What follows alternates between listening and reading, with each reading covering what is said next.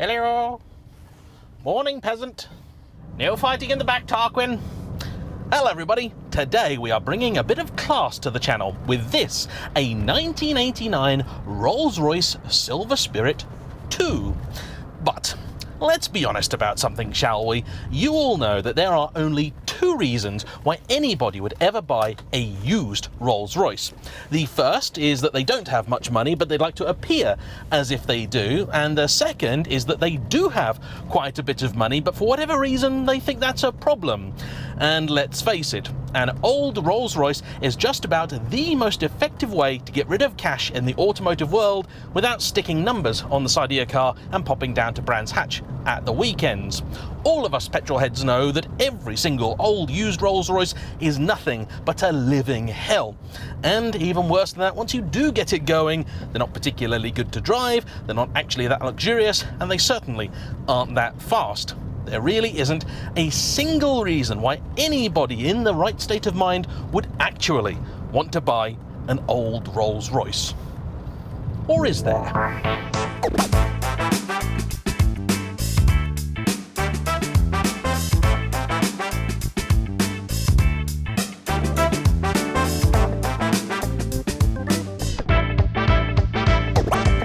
Like myself and you don't really know your Rolls Royces, allow me to explain exactly what it is we're driving today. If you're of a certain age, you may have an image in your head of a Rolls Royce as a wedding car, and there's a good chance that may have been this car's predecessor, the Silver Shadow, which was in production from the 1960s until 1980, when the Silver Spirit, was introduced. In typical Rolls Royce fashion, they told everybody this was an all-new and much different car. But compared with the outgoing Silver Shadow, it still had the same 6 3/4 litre V8 with presumably more power, but they didn't actually tell you what it was, so you were never really sure. It still has the same GM-derived 3-speed automatic gearbox. It still has the same Citroen-derived hydro-pneumatic suspension with some tweaks, which I'll get onto in a bit, and the car even retained Rolls-Royce's traditional redundant braking system, meaning you've got 2 calipers on a wheel as opposed to 1. The theory being if one fails, you've still got one to slow you down. The reality being that there's just twice as much to go wrong. And it still feels quite cramped in here for a car that is very large, about 1.9 metres wide and 5.3 metres long. Or to put it another way, the same length as a sort of modern-day long wheelbase 7 Series or S-Class. In its defence, were this still on sale today, I think it might actually qualify as the smallest of the Rolls-Royce lineup. You may, though, be a little bit more familiar with this car's Bentley cousins. You see, it was produced at a time when Rolls-Royce and Bentley were essentially joined at the hip, with the latter really being simply a trim level for Rolls-Royce. And it was during this era, really, where Bentley experienced something of a renaissance. First off, their equivalent to the Spirit was the Mulsanne, but later that morphed into the Mulsanne Turbo, and finally the mighty Bentley Turbo R. That I have actually driven and rather enjoyed, but the Rolls-Royce was always designed as the more luxury-orientated of the two. And so what sets it apart? Well, it's kind of hard to say because both are rather opulent. If anything, I might say that the wood veneers in here seem a little bit better, but honestly, there's a good chance that's just my memory playing tricks. There are, however, a few things to note about this car. First off, it's been brought to me by channel fan and all-round good guy Brad, who is currently by far top of the leaderboard for number of cars brought to me. I think this is maybe his 8th or 9th. Most of them have actually been Japanese imports, real oddball stuff like the Nissan Shimmer, then the Toyota Century, the Honda Elysium, but of late he's gone very British. So the other day I drove his Land Rover Discovery 2, and previously I also drove his Range Rover P38. This, though, is rather mighty and splendid, and he bought it for just about the only reason anybody ever would buy an old Rolls Royce. Because he wanted one. And I think he's chosen very, very well. I previously mentioned the Silver Shadow, and I think to many people that is the archetypal Rolls Royce. If for no other reason, then that's probably the Rolls Royce that they, or their mum, had on their wedding day. They're the slightly more curvaceous looking one and almost always white, even if they didn't start that way, on account of the fact doing the wedding bit was the way that many owners kept the things going. Generally speaking, these were cars run on a shoestring budget, and though they looked fine in photos, once you got a little bit closer, you did begin to see the brushstrokes in the paintwork. However, this is not like that at all. First off, It isn't white, nor is it actually black. It's blue and looks absolutely sensational, particularly with the gorgeous twin white coachline down the side, painted on, of course, and, rather unusually, the gold-plated Spirit of Ecstasy up front, which I'm told is factory correct, and I've got to say, is utterly marvellous.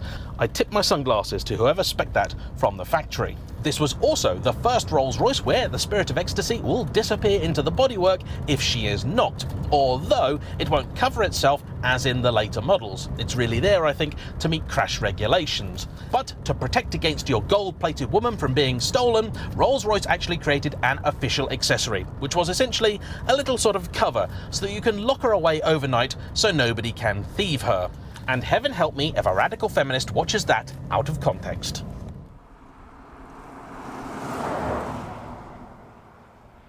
Inside, it would appear as if nearly an entire bloodline of bulls have given their life to decorate the interior, alongside half of a small to medium forest. I am also driving it with the sort of 1.5 inch thick lamb's wool carpet, which is a little bit frustrating and does kind of get in the way, and I understand why Brad doesn't like it, but does also look and feel magnificent.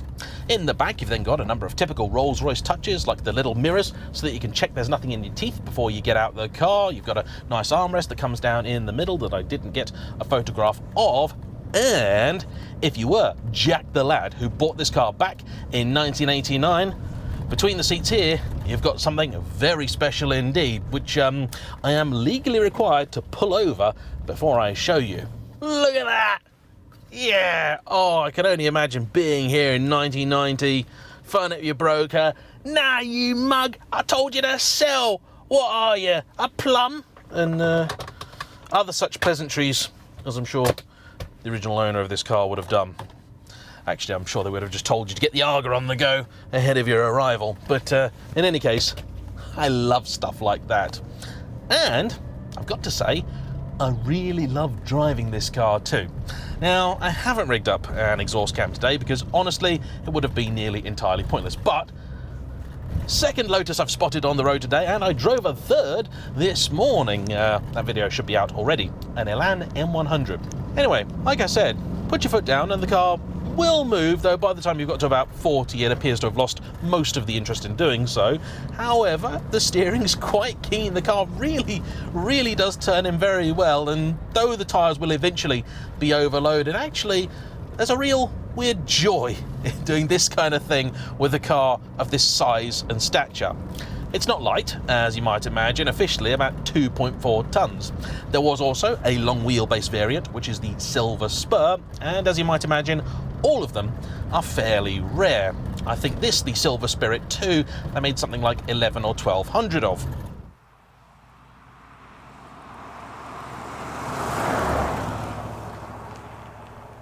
In fairness, it was only in production for a very short space of time, from about 1989 to 1992.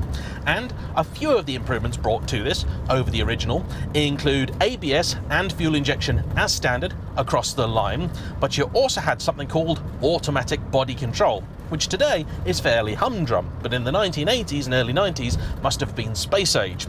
In short, it gave the car the ability to control each corner of itself independently. Exactly by what means and how much it does, I really don't know, but it does it. It is also, like just about everything with the Citroen-derived suspension, self-leveling and, over certainly decent pieces of road, fairly comfortable, but it will shock you exactly how much you'll feel the little lumps and bumps. In fact, watch this little section here. There's quite a bit going on. Really, sometimes I feel as if it's the seat doing as much as the suspension in terms of isolating you from the worst of the road. Perhaps unsurprisingly, for a car about to celebrate its 34th birthday, there isn't all that much in here in the way of technology, car phone aside, but what is here works fairly well. The windows are all pretty decent. Nice, smooth, lovely. The gearbox actually is a little bit better than I'd give it credit for, though it is worth noting a few years after, towards the end of Series 2 production, they introduced a 4-speed GM box. I've experienced that in a number of cars, and it is a big improvement. The aircon, though, does blow icy cold, and it's actually a very very easy car to drive. It has often been said that Rolls Royces are configured for the person sitting in the back and the Bentleys were configured for the person sitting in the front. And though there's certainly some truth to that, this is still a very, very pleasant thing. You've got to temper your speed, of course, you just cannot throw it round a bend like a hot hatch, but that really should be blindingly obvious. There is still, though, a real sense of occasion about this car. I absolutely love it. It's old, it's weird, it is like driving a stately home, but I kind of respect it, and this example in particular is showing me just how nice these can be. Which is a shock because Brad actually bought it having previously been a Cat C write-off, but to judge the car on the basis of that, you would be making a big mistake. You see, unfortunately, or fortunately, depending on your perspective, for a very long time, these cars were worth next to nothing. And so, to write a car off, it wouldn't actually take all that much. I've seen some which were written off because somebody threw paint at the car, and the cost of redoing it was more than the value of the entire machine. Unfortunately, that isn't what happened to this car. Instead, it had a knock that required the replacement of a front wing. But it wasn't a big smash, it wasn't a particularly nasty one, it's just the fact that to put a new wing on a Rolls Royce is expensive, and the insurance company presumably didn't want the hassle. On the drive home, Brad did wonder if he'd made a terrible mistake, because he said that the car was bouncing up and down, left, right and centre, and did really feel like something was fairly wrong with it. It turns out that actually the problem was the spheres at the rear. They needed replacing, and they weren't particularly expensive, about £80 each, although the cost of fitting them was more than the cost of the part. And this, I'm told, really set the precedent for his Rolls-Royce ownership experience. In the time that he's had it, which is about a year, nothing major has really gone all that wrong. Most of what he's done has been small, remedial stuff or the odd bit of preventative maintenance. For example, the carrier for the spare wheel he had removed, shot blasted and resprayed because it was looking a little crusty, and that is a way for corrosion to get into the main body. Like just about everything else built in Britain in the 1980s, these are known for corrosion, and the best piece of advice I think anyone can give you when it comes to buying an old Rolls Royce is get the best one you can possibly find. And then, when you do have it, realise that as and when things do crop up, you should deal with them. It may on occasion feel like the death of 1,000 cuts, but if you don't tend to these things, if you do ignore them, you let the car sit, and they don't like sitting, it will not like you. And it may then get to the point where you have a car that's, say, worth £10,000, but also requires £10,000 worth of maintenance. And that is exactly what happened with the Turbo R that I drove. Guy bought it for 16 grand, spent 16 and a half fixing it. Although it does appear as if you need to spend a little bit more to get yourself into one of these. At the moment, all of the silver spirits that I could find for sale were asking between £20,000 and £25,000. And I suppose that really is the big problem with the car, isn't it? Because let's think about it for a second. £20,000 to £25,000 can get you a lot of just about anything. It would get you into an S-Class, 7 Series or Lexus LS, which in terms of ride comfort, technology and, to be honest, in many ways luxury, would wipe the floor with this old Rolls. They'd be better to drive, they'd be better to live with, they'd be certainly quite a bit faster, and they'd have all the nice gimmicks and things you expect of a car from the 21st century. Then, in terms of sports cars, you could get yourself into a BMW Z4, Porsche Cayman, Boxster, 911, Nissan 350, 370Z, Nismo, whatever you want really. But a Rolls Royce at £20,000 to £25,000, which isn't going to be as quick as those, isn't going to have the toys of those, nor, annoyingly, the interior space. I should give special mention to the boot. That's massive. You could easily get, 2 to 3 bodies in the back, really, depending on exactly how naughty they've been and how many pieces they're currently in. But otherwise, for those who are inside the car and still breathing, it's not massively spacious. It is also going to cost you a fair bit to run. First off, fuel. Well, anything with the 6 3/4 litre Rolls-Royce engine is not going to be economical. On a run, it'll be bad. Around town, it'll be terrible. With this car, they increased the size of the fuel tank to 107 litres, meaning apparently that it could finally do more than 300 miles between fill-ups.